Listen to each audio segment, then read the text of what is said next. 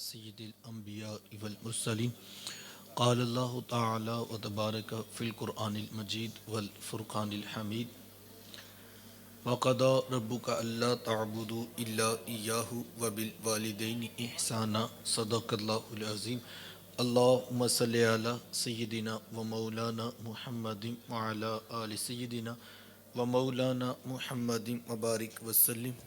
حمد و صلات کے بعد عزتوں کی مسند پر جلوہ فراز عالی مرتبت ذی وقار محترم محتشم علماء کرام و سادات کرام اور واجب الاحترام ذوی الاحتشام برادران اسلام، السلام علیکم ورحمۃ اللہ وبرکاتہ۔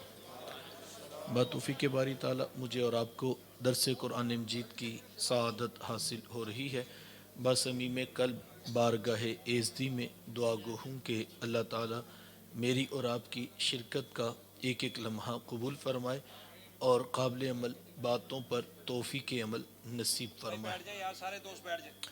ارشاد فرمایا وَقَضَى رَبُّكَ أَلَّا تَعْبُدُوا إِلَّا إِيَّاهُ، اور تیرے رب نے فیصلہ کر دیا کہ اس کے سوا کسی کی عبادت نہیں۔ سجدہ صرف اللہ کی ذات کو ہے اور وہی ذات اس بات کا حق رکھتی ہے کہ انسان کی پیشانی اسی کے آگے جھکے۔ وَبِالْوَالِدَيْنِ إِحْسَانًا، اور والدین کے ساتھ حسن سلوک کرنا۔ حقوق والدین کی اہمیت کا اندازہ قرآن مجید کے ان لفظوں سے لگایا جا سکتا ہے کہ اللہ تعالیٰ نے اپنی عبادت کے فوراً بعد متصل جس بات کا تقاضا کیا وہ والدین کے ساتھ حسن سلوک ہے۔ اس پر اہل علم نے باقاعدہ گفتگو کی ہے اور کہا کہ انسان کے وجود کے دو سبب ہیں، ایک سبب حقیقی ہے اور ایک سبب ظاہری ہے۔ سبب حقیقی ذات باری تعالیٰ ہے اور سبب ظاہری والدین ہیں۔ تو پہلے جز میں سبب حقیقی کے حق کو بیان کیا گیا تو دوسرے جز میں سبب ظاہری کی طرف توجہ دلائی گئی۔ ماں باپ کس قدر اہمیت کے حامل ہیں۔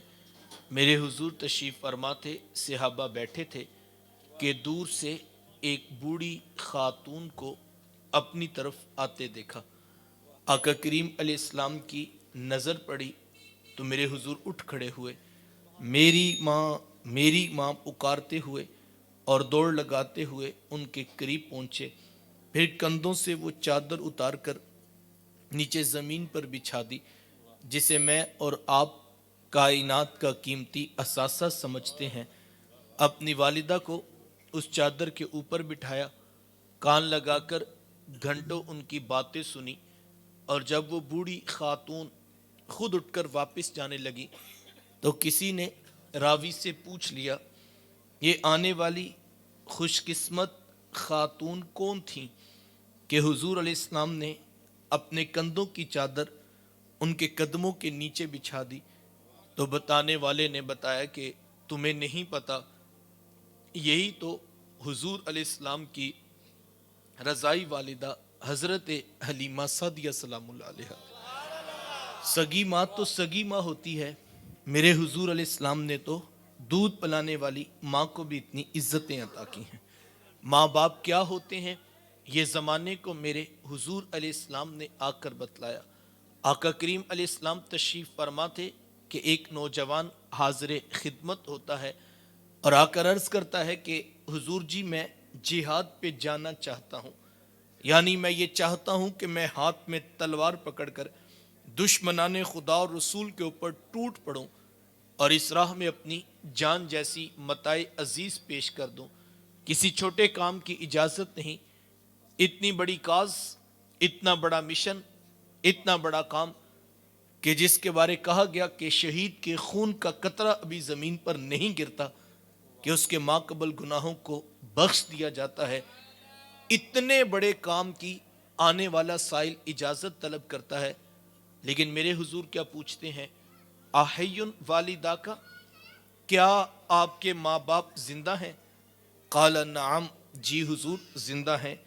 قال ففیہ ما فجاہد، فرمایا جاؤ ان کی خدمت کرو، یہی تمہارا جہاد۔ ماں تڑپ رہی ہو، بیٹا جہاد کرے یا تبلیغ، اللہ کا قرب نہیں ملے گا جب تک ساتھ میں ماں باپ راضی نہیں ہوں گے۔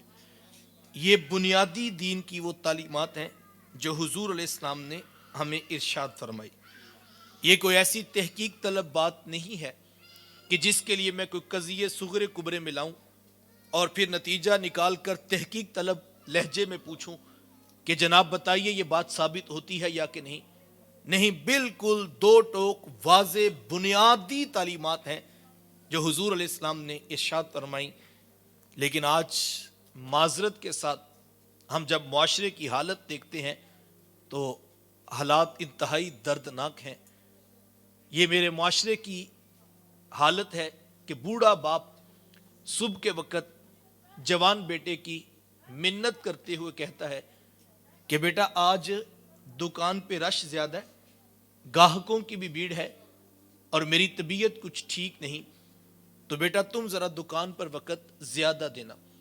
تو نوجوان آگے سے کیا کہتا ہے؟ کوئی جیتا ہے تو جیے، کوئی مرتا ہے تو مرے، میں نے جمعرات کو دربار پہ ضرور جانا ہے۔ یہ دین کس نے سکھایا بھائی؟ یہ اللہ کے رسول کی تعلیمات تو نہیں ہے، اور نہ ہی یہ دربار والوں کی تعلیمات تھی۔ یہ آج کے ان پڑھ جاہل کاروباری صوفیوں کا مسئلہ ہے۔ اگر 50 لوگ ہر وقت ان کے ڈیرے پہ نہ بیٹھیں تو جناب ان کا کاروبار نہیں چلتا۔ لہٰذا اپنے کاروبار کو چمکانے کی خاطر ماؤں سے بیٹے چھینے جاتے ہیں، بہنوں سے بھائی لیے جاتے ہیں، اور لوگوں کے گھروں کو برباد کر کے اپنے ڈیروں کو آباد کیا جاتا ہے۔ یہ حضور علیہ السلام کی تعلیمات نہیں ہیں۔ میرے حضور کا دین کیا ہے؟ میرے حضور تو واضح ارشاد فرماتے ہیں کہ جس کا باپ راضی ہے میں محمد ضمانت دیتا ہوں اس کا عرش کا رحمان بھی راضی ہے، اور جس کا باپ ناراض ہے اس کا عرش کا رحمان بھی ناراض ہے۔ کائنات کی قیمتی متاع جنت تھی، کھینچ کر کے ماں کے قدموں کے نیچے بچھا دی۔ ماں باپ کو اس قدر اہمیت حاصل ہے۔ یقین جانیے ہمیں تو شاید آج تک اس بات کا ادراک ہی نہیں ہو سکا کہ ماں باپ کی خدمت انسان کو کہاں تک پہنچا دیتی ہے۔ آپ نے علماء سے وہ روایت سنی ہوگی کہ حضرت موسیٰ علیہ السلام نے پوچھا تھا کہ مالک میرا جنت کا ساتھی کون ہے؟ تو کہا موسیٰ فلاں بازار میں چلے جائیے، وہاں پر ایک قصاب ہے جو گوشت کاٹ کر لوگوں کو بیچ دیتا ہے، وہ آپ کا جنت کا ساتھی ہے۔ حضرت موسیٰ علیہ السلام چل پڑے کہ میں جا کر دیکھوں تو صحیح وہ کیا کرتا ہے۔ جا کر دیکھا تو عام سا قصاب تھا، گوشت کاٹتا اور لوگوں کو بیچ دیتا، ہاں جو ٹکڑا اسے اچھا لگتا وہ الگ کر دیتا۔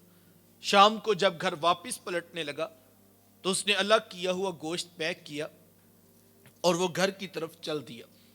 حضرت موسیٰ علیہ السلام بھی اس کے پیچھے ہو لیے۔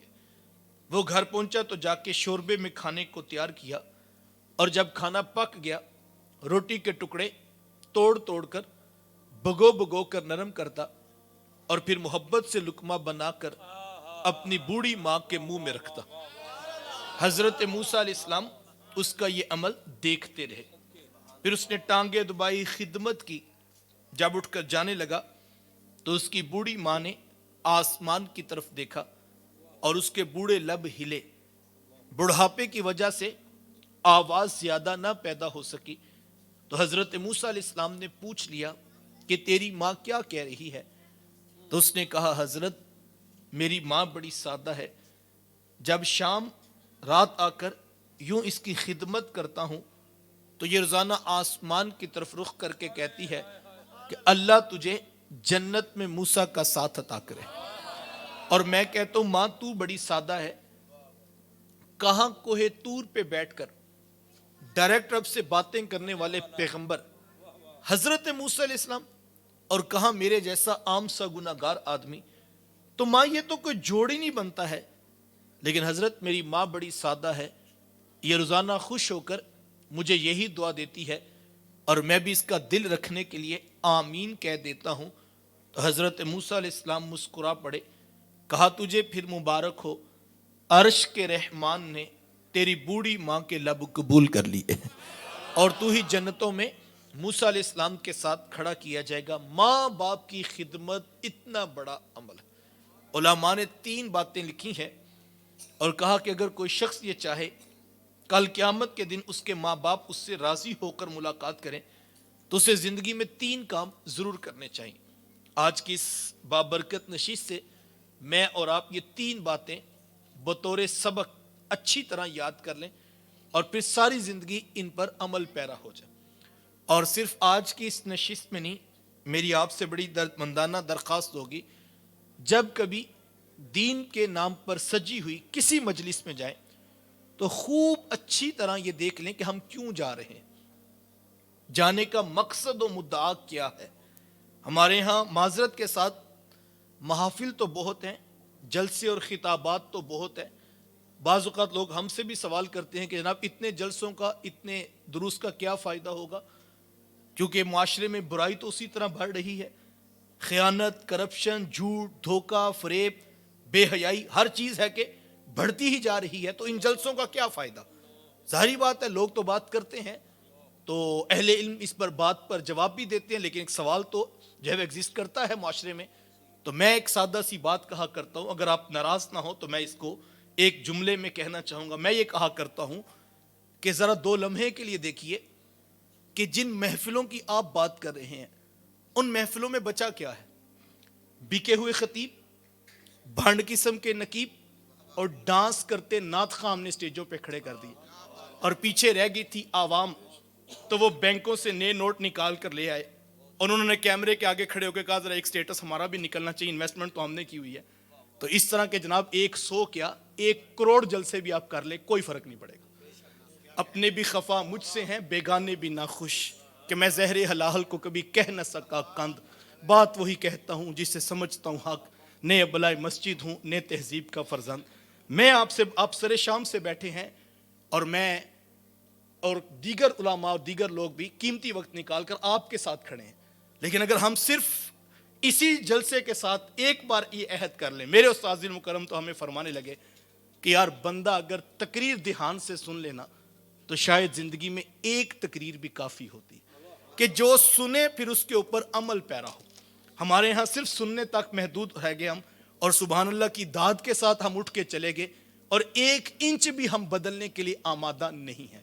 بعض اوقات ہم دیکھتے ہیں کہ جو منتظمین محفل ہوتے ہیں، جس دن محفل کروا رہے ہوتے ہیں اس دن بھی وہ نماز پڑھنے کے لیے تیار نہیں ہوتے، کلف لگے کپڑے پہن کے، کبھی ساؤنڈ والا، کبھی جو ہے وہ دیگوں والے کے پاس، کسی سٹیج والے کے پاس فلاں نہیں پہنچا، وہ یہ گھوم رہے ضرور ہوتے ہیں، اور اس کے لیے کتنی محفلوں کے لیے کتنی راتیں بیٹھ کے مینجمنٹ کی جاتی ہے، لیکن کتنے افسوس کی بات کہ جس دن محفل کروائی ہے اس دن بھی ہم عشاء پڑھنے کے لیے تیار نہیں، اس دن بھی ہم فجر کے لیے مسجد میں آنے کے لیے آمادہ نہیں۔ اور تحریک بنے ہوئے ہمارے 30 سال ہو گئے ہیں، لوگ ہم سے بھی ٹائم مانگتے ہیں، ہم نے فلاں عالم کو بلایا، فلاں خطیب کو بلایا، بس یہ 2-3 نام رہ گئے ہیں، آپ بھی سفارش کیجئے۔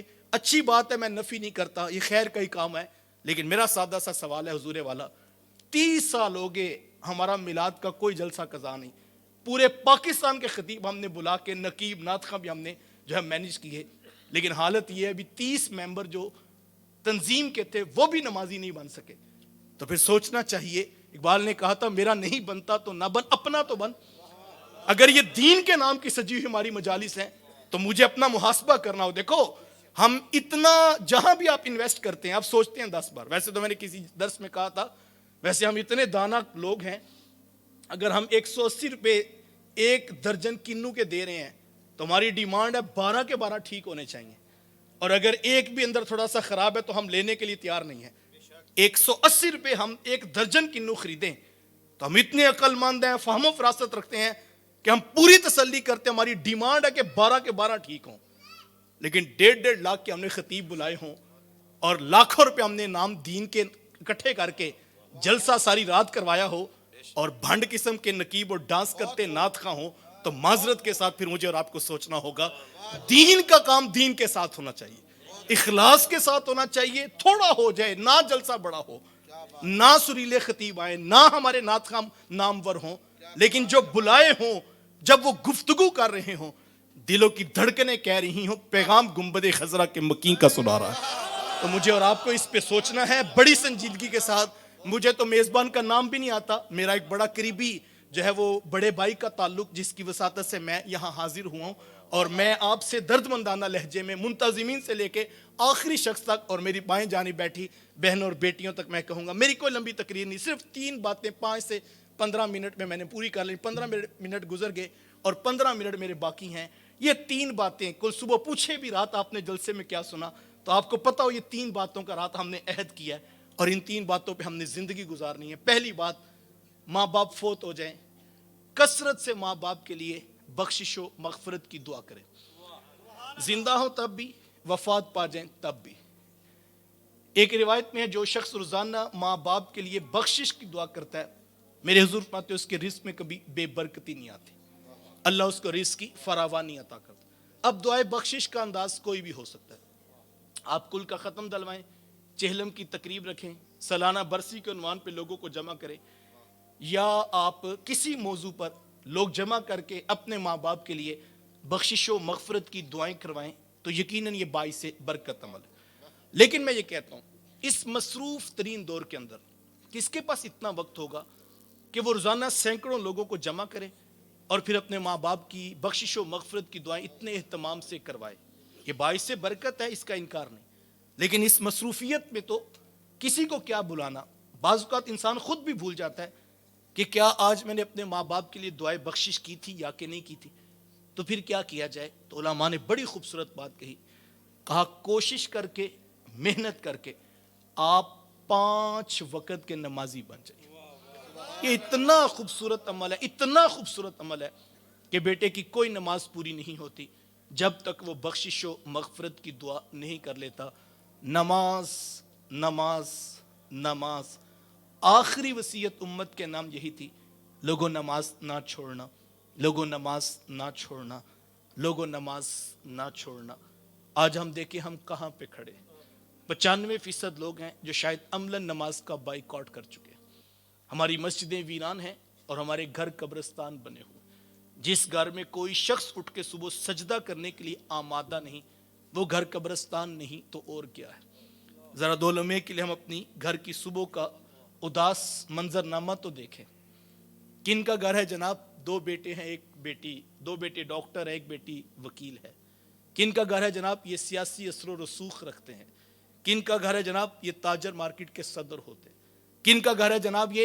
یہ جو ہے وہ ہند سے لے کے سندھ تک ساری معلومات رکھتے ہیں. اتنے دانا، اتنے عقل مند ہیں کہ ان کو پتہ ہے رنگ روڈ کہاں سے گزرنا ہے، موٹر وے کہاں گزرنی ہے، اور آئندہ 10 سالوں میں حکومتوں کے پلانز کیا ہیں. ان کو ساری معلومات ہے. بڑے عقل مند ہیں، بڑے دانا ہیں، فہم و فراست رکھتے ہیں، فیکٹری والے ہیں، انڈسٹری والے ہیں، یہ ایکڑوں کے مالک ہوتے ہیں. ان کو سب کچھ پتا ہے. ان کو دنیا جہاں کی خبر ہے لیکن خبر نہیں ہے تو ایک پیدا کرنے والے کی خبر نہیں. یہ خالق کو بھولے بیٹھے ہیں.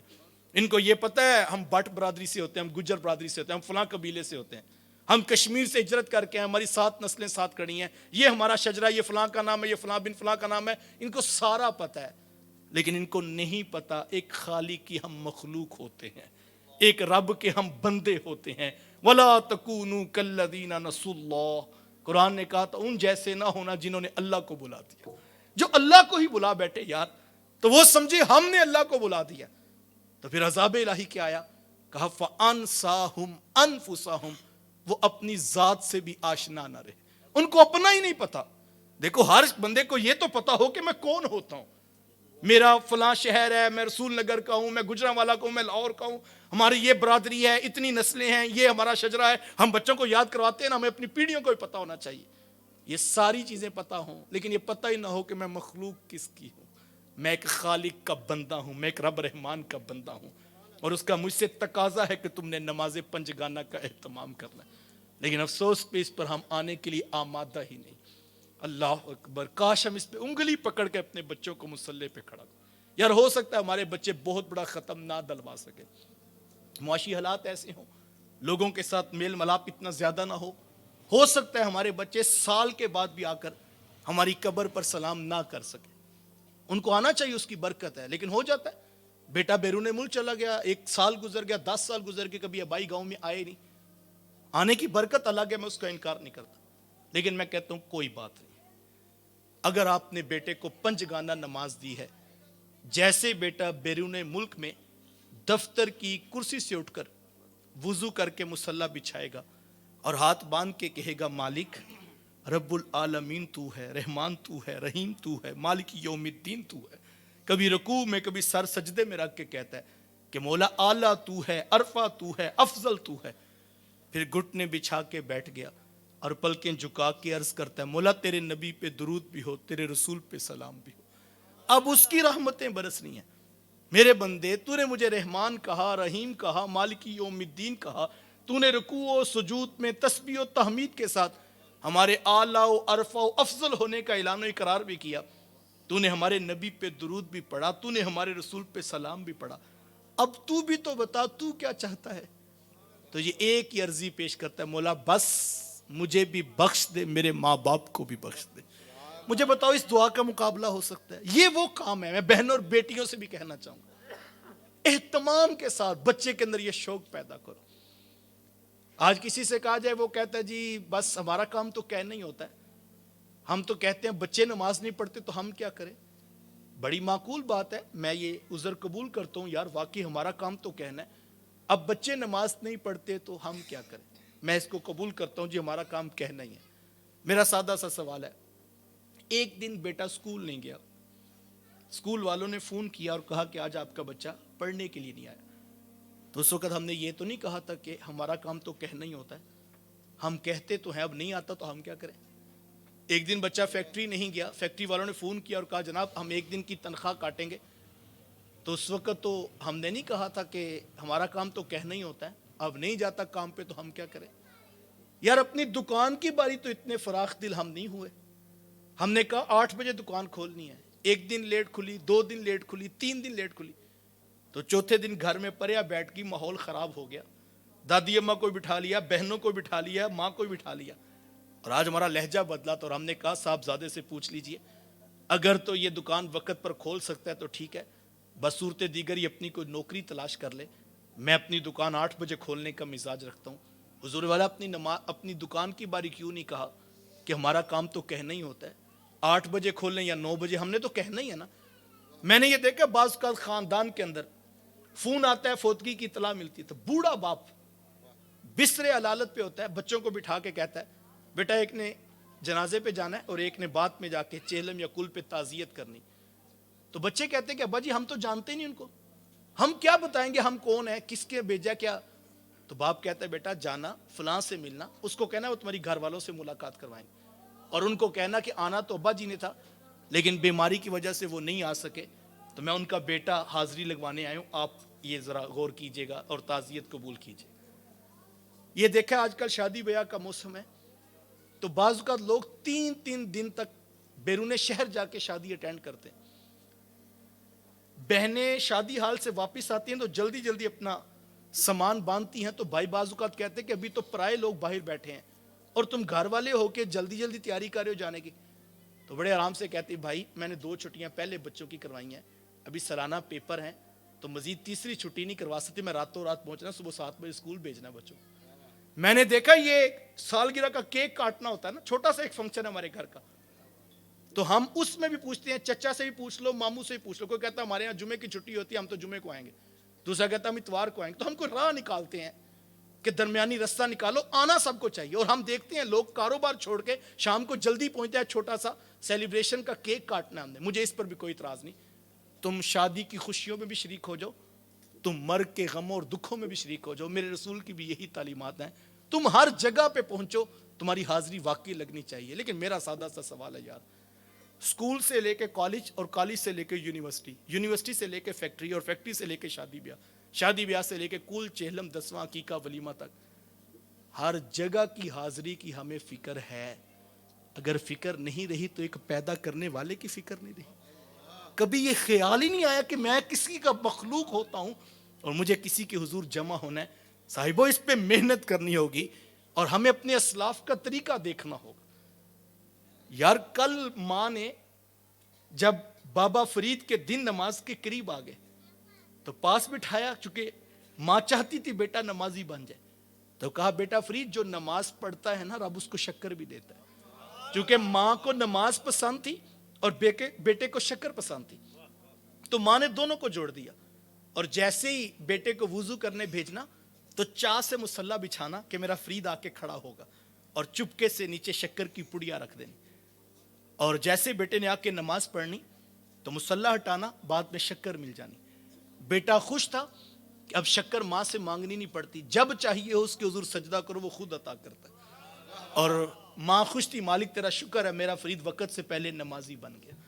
एक दिन किसी काम से बाहर निकली तो वापस पलटने में ताखीर हो गई, तो दिल धड़कने लगा कि आज तो शक्कर नहीं रखी, और अगर आज ना मिली तो कहीं नमाज से दिल टूट ना जाए। तो माँ दुआएं मांगती रही, मालिक तू जानता है मैं वक़्त से पहले बस अपने बेटे को तेरी दहलीज का नमाजी बनाना चाहती थी, मेरी आज लाज रखना। जैसे ही घर वापस पलटी तो आते ही पहला सवाल किया, बेटा फरीद नमाज पढ़ ली थी? तो कहा हाँ माँ नमाज तो पढ़ ली थी, लेकिन जब लेकिन कहा तो दिल धड़कने लगा कि बेटा कहेगा माँ लेकिन आज तो शक्कर नहीं मिली चूंकि आज रखी जो नहीं थी। तो कहा बेटा लेकिन, कहा माँ लेकिन जो आज शक्कर का लुत्फ आया वो पहले कभी नहीं आया था, जो आज नमाज का लुत्फ आया वो भी पहले कभी नहीं आया था। आज शक्कर भी और तरह की थी, आज सजदे का ज़ौक़ भी और तरह का था। यार कल की माँ ने एक शक्कर के लालच में जमाने को पुत्र फरीदुद्दीन गंजे शक्कर बना के दिया था कि नहीं दिया? आज की माँ भी तो कोशिश कर सकती है, आज की माँ तो पढ़ी लिखी है, आज की माँ तो डिग्री होल्डर है, आज की माँ तो कंप्यूटर साइंसेज जानती है, जदीद उलूम से रास्ता है, आज की माँ भी तो मेहनत कर सकती है। और एक और बात भी कहूं, आज भी माँ जहां मेहनत कर रही है वहां नतीजा आ रहा है। ये बड़े बड़े डॉक्टर्स, बड़े बड़े इंजीनियर्स, आप उनके इंटरव्यू सुने, ये जब बोर्ड का रिजल्ट आता है तो मीडिया वाले इंटरव्यू करते हैं और कहते हैं जनाब आपने तारीख के सारे रिकॉर्ड तोड़ दिए, 30 सालों में इतने नंबर नहीं आए जितने आपने हासिल किया, आपने जिले को टॉप किया, आपने डिवीजन को टॉप किया, तो आखिर इसकी वजह क्या बनी, क्या ज़ौक़ बना? तो बच्चे मुस्कुरा के कहते हैं ये मेरी माँ की मेहनतों, ये मेरे बाप की शफकतों की बदौलत है। माँ जहां मेहनत कर रही वहां से नतीजा आ रहा है। हम कहते हैं वो देख फलां का बेटा कहां पहुंच गया, वो देख फलां का पुत्र कहां सेट हो गया। तो जब हमने दौलत को ही अहमियत दी तो बच्चे जो है वो उस तरफ बढ़ गए। अगर हम देखते वो देख फलां का पुत्र तहज्जुद भी पढ़ता है, तो बेटा तुझे भी मुसल्ला बिछाना चाहिए और रब की हुजूर झुकना चाहिए।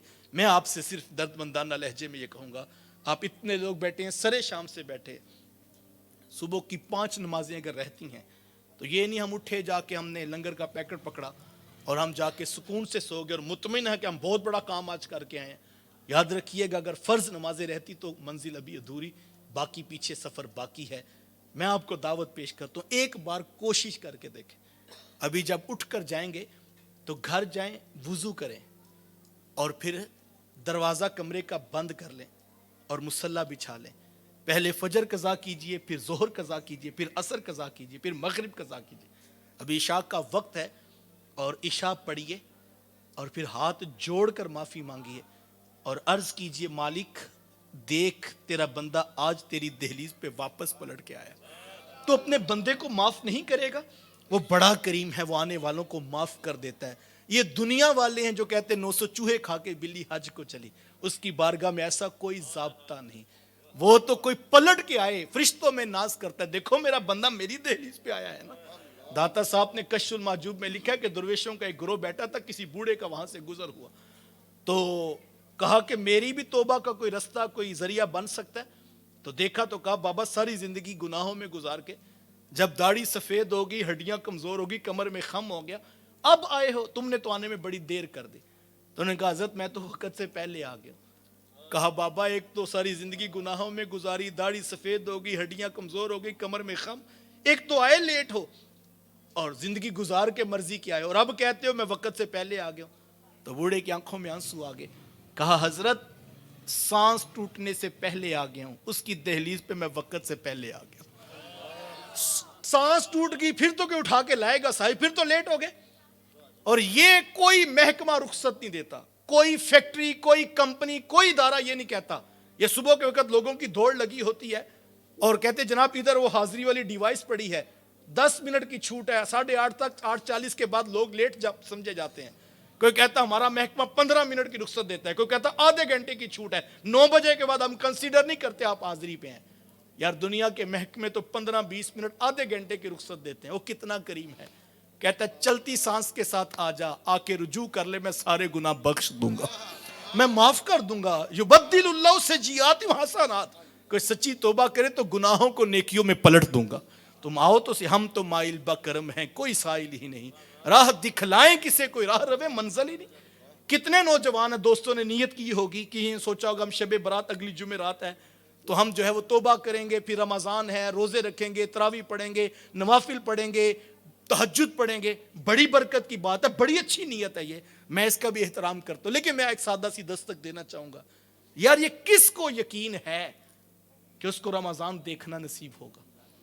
اگر تو ہمیں یقین ہے تو ہم اس توبہ کو مؤخر کر لیں رمضان تک, لیکن ہمیں تو ایک لمحے کا یقین ہے. جب سردیوں کا موسم آتا ہے, یہ 3-4 سال قبل سوشل میڈیا پہ آپ نے بھی ویڈیوز دیکھی کہ جب مری کے روڈ بلاک ہو گئے تو کتنے لوگوں کی لاشیں گاڑیوں میں سے نکالی گئیں. باپ بیٹے کے ساتھ بیٹھا, ماں بیٹی کے ساتھ بیٹھی, لیکن ایک دوسرے کو بچا نہ سکے اور موت کی آغوش میں چلے گئے.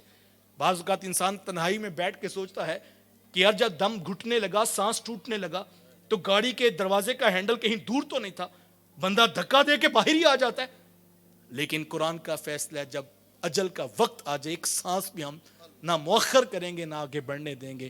وَلَن يُؤَخِّرَ اللَّهُ نَفْسًا إِذَا جَاءَ أَجَلُهَا. تو صاحب مختصر وقت, میں نے ابھی یہ بات شروع کی, دیکھتے دیکھتے میری گھڑی مجھے بتا رہی ہے کہ 30-35 منٹ بیت چکے ہیں. ساری زندگی اسی طرح گزر جائے گی, کسی کے 30 سال, کسی کے 40, کسی کے 50, کسی کے 60 گزر گئے.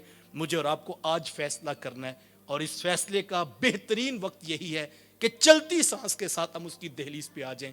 بعض اوقات ہوتا ہے کسی جلسے میں بیٹھ کے قرآن کی کوئی آیت, حدیث کا کوئی جز سن کے ذہن بنتا ہے یار واقعی باتیں تو ٹھیک ہے, حقیقت تو یہی ہے, پل بھر کا نہیں پتا. لیکن بعض اوقات جب صبح اٹھ کے بندہ دوبارہ دفتر جاتا ہے, ادارے میں جاتا ہے, بازار میں بیٹھتا ہے, کہتا ہے سب کچھ تو ٹھیک چل رہا ہے, تو وہ جو دستک دل پہ ہوئی ہے اس کو اللہ کی رحمت سمجھ کے سننے کی کوشش کیجئے. کتنے لوگ ہیں جو کہتے تھے ہم کل سے نماز پڑھیں گے, آؤ جا کے دیکھیں قبرستانوں میں ان کی قبر کی رات آگے, لیکن وہ کل نہیں آئی. تو قبل اس سے کہ وہ کل نہ آئے اور ہم دنیا سے رخصت ہو جائیں, آج فیصلہ کیجئے, آج سانس چلتی کے ساتھ آ جائیں تو اس کی دہلیز پہ وقت سے پہلے آ گئے. تو سب سے بڑا قیمتی اثاثہ نماز پنجگانہ. دوسری بات علماء نے لکھی, ماں باپ فوت ہو جائیں ان کے رشتہ داروں سے اچھا سلوک کیا جائے.